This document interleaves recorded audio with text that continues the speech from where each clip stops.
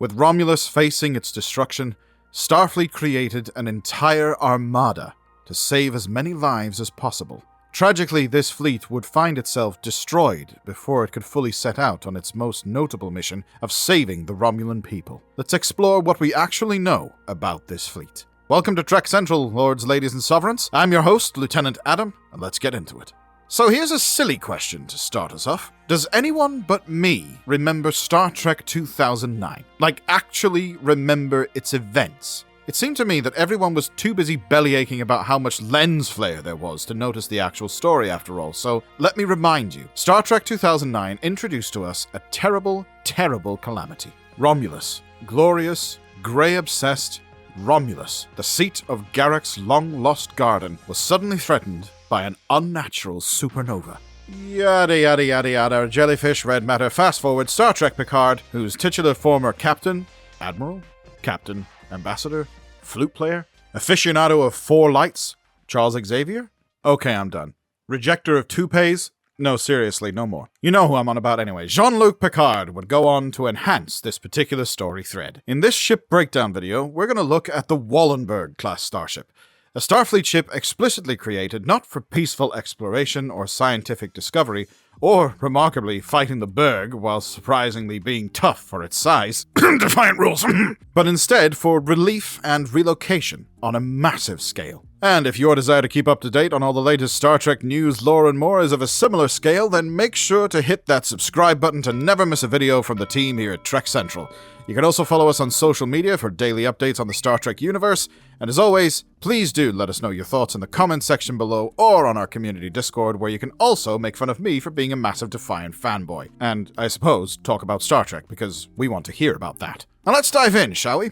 The Wallenberg-class starship was, in fact, a class of tug vessel, active during the end of the 24th century, in the service of Starfleet of the United Federation of Planets. By the late 24th century, Starfleet's mission had altered drastically from what it was well known for. From 2381 onward, its primary mission changed from exploration to the relocation of the Romulan people, in order to save them from their plot-convenient dying sun. Not that the Romulans really got much sun anyway. And I will absolutely not make any more tanning-themed jokes, so get it out of your head. Anyway, for this effort, numerous vessels would have to be constructed to assist in the relocation of the Romulan people, as neither the Federation or the Romulan Empire could move a vast number of ships from protecting their borders. Starfleet, I suppose, forgot about that giant ship junkyard they once unveiled in TNG. I mean, seriously, how awesome would it have been to see an Alka-Seltzer-class vessel at full power? I can dream, I suppose. Thus, into the frame waddled the Wallenberg-class tug.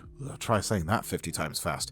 Which came to a length of 298.7 meters. With a fairly standard but still slightly unusual Starfleet design, the ship did have a standard two nacelle configuration with underslung nacelles which were common for tug-style ships, but the saucer section had cutouts on its side, making it have a unique profile. This common tug-style profile can also be seen in a ship last spotted in the original series, the USS Ptolemy. Underslung nacelles with a protrusion for the hull which is attached to containers. Some of these container pods were also capable of carrying 300 passengers each. Though we only see a small graphic of this ship in Wrath of Khan, Wrath of Khan, it has been expanded in other content such as books. Underneath the saucer section of the Wallenberg, there were 4 cylindrical containers. Whether these stored additional deuterium for the ship's warp systems or something else is unknown, but my guess is Romulan ale, because of course it was. The secondary hull of the ship was actually nothing more than a giant docking clamp, really, attached to containers,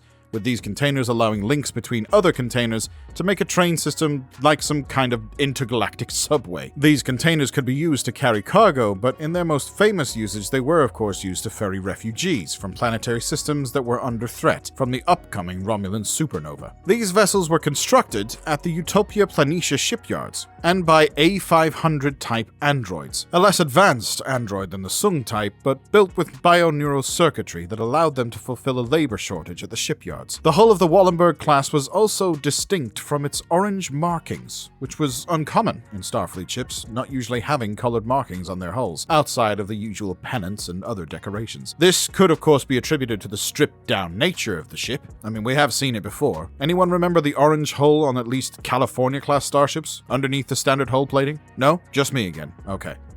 As the ships were constructed en masse to serve a singular purpose of ferrying people, they may not have needed an extensive outer hull. That's the point I'm trying to make. They didn't exactly need massive protection like conventional Starfleet starships would.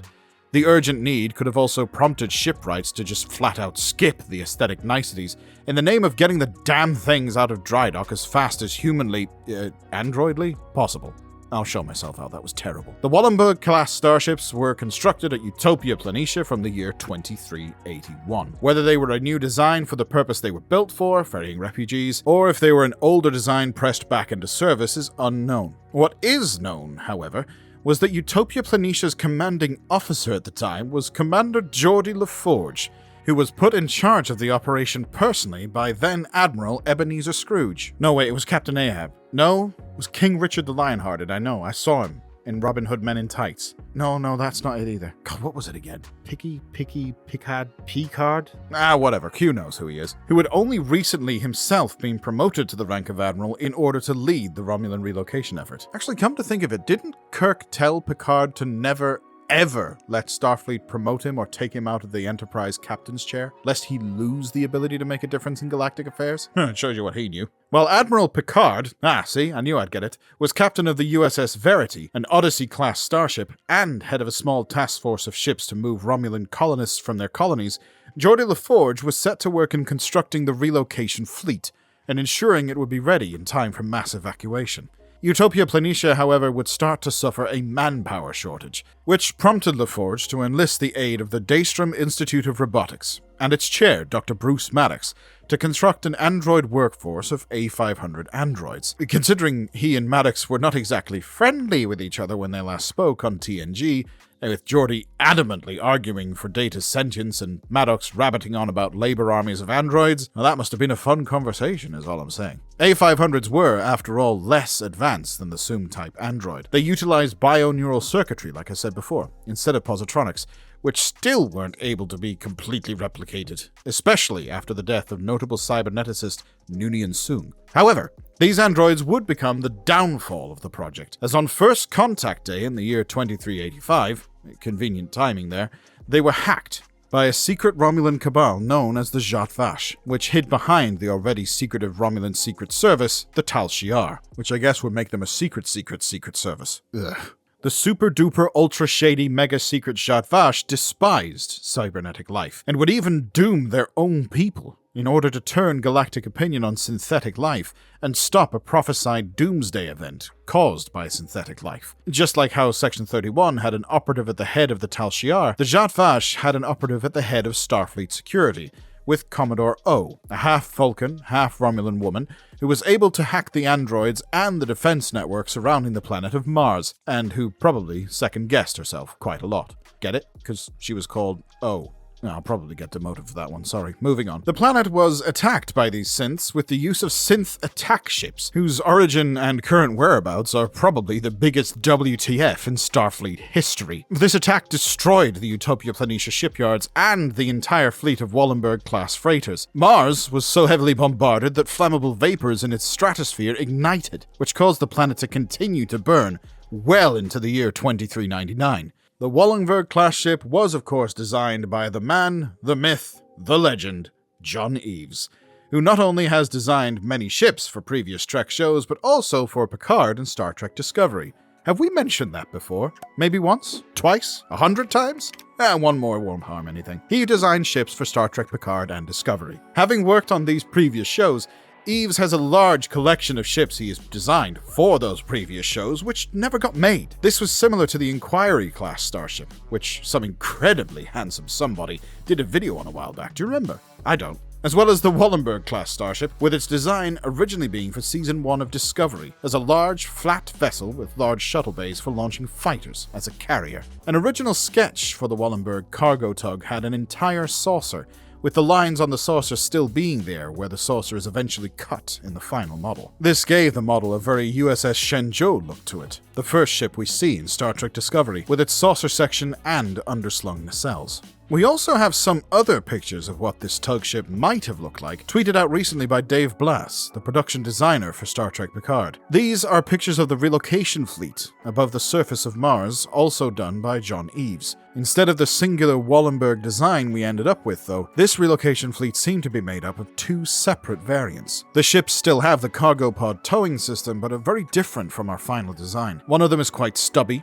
and also does not have a saucer section, but looks very much like the Discovery Section 31 ships seen in use during the 23rd century. The cargo pods connect onto the inner side of the nacelles of the ship, with the nacelles being very much embedded into the main hull. The other design, which Scriptmaster Dom really likes, that sounded too creepy, looks like it shares some design philosophy with Andorian ships rather than Starfleet ones. The saucer section is very similar to the Wallenberg class we got, looking almost cut out of a saucer, but it's a very flat design, with nacelles on either side. Behind this saucer section, just like Andorian ships we've seen in Enterprise and Lower Decks. If this variant of a ship also towed cargo pods, we don't know, as we can't see them doing so in this concept art, but the cargo bay of the ship looks large enough to interlock with the cargo pods themselves. Separate from the ships, and just a nice thing to talk about really, we also see a giant shipbuilding complex in these concept arts, which looked to be big enough to contain hundreds of Galaxy and Sovereign class ships. Oh, that would have been amazing to see in the show, especially if we got to see them being blown up. I mean, the Defiant was never blown up. Nope, never. Not once. Not in the entire run of Deep Space Nine or all the TNG movies. The Defiant was never destroyed. Anyway, that's all we know for now about the Wallabattenberg-class starship. Hopefully the destruction of Utopia Planitia didn't destroy every single one of these solidly cakey ships, because it would be nice to see them in some scenes every now and then, towing cargo, perhaps even sugary baked treats. But how do you feel about the interesting, unique design of the tug-style Wallaby-class starship? Let us know. If there is a Star Trek starship you'd like us to take a look at, of course, let us know about that too in the comments, because as usual, if you're talking about Star Trek, then we want to hear about it. And again, if you want to keep up to date on all the latest Star Trek news, lore, and more, then make sure you hit that subscribe button to never miss a video from the team here at Trek Central. You can also follow us on social media, or join our community Discord server. For now, I've been Lieutenant Adam, thanks for watching, and we'll see you next time. Live long and prosper, my friends. I want cake now.